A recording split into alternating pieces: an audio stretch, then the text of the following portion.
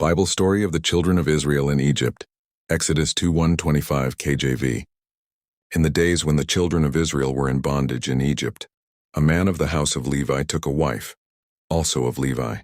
From their union was born a son, and his life was in danger, for Pharaoh had commanded that all Hebrew baby boys be cast into the river.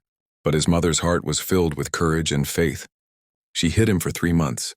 When she could no longer conceal him, she prepared a small ark of bulrushes, daubed it with slime and pitch, and gently placed her baby inside. With trembling hands she set the little ark among the reeds by the river's edge, entrusting him into God's care. His sister Miriam stood afar off, watching what would become of her baby brother. Then by God's providence the daughter of Pharaoh came down to bathe at the river. She saw the ark, opened it, and the baby wept. Moved with compassion, she said, "This is one of the Hebrews' children."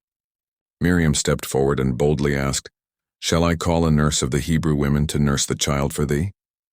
Pharaoh's daughter agreed, and so the child's very own mother was called to nurse and raise him until he grew. When he was older, he was brought back to Pharaoh's daughter, who adopted him as her own son and named him Moses, saying, "Because I drew him out of the water."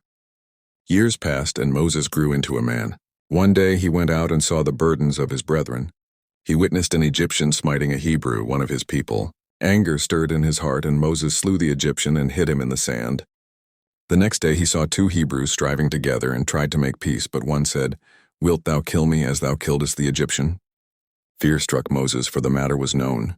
When Pharaoh heard of it, he sought to slay Moses, but Moses fled into the land of Midian, where he sat by a well. There he defended the daughters of the priest of Midian from shepherds and watered their flock. In gratitude, their father Reuel welcomed him into his home. Moses was given Zipporah, Reuel's daughter, as wife, and they bore a son named Gershom, for Moses said, "I have been a stranger in a strange land." Meanwhile, the children of Israel groaned under their bondage. Their cries went up to God, and he heard them. God remembered his covenant with Abraham, Isaac, and Jacob. He looked upon the children of Israel, and he knew their sorrow.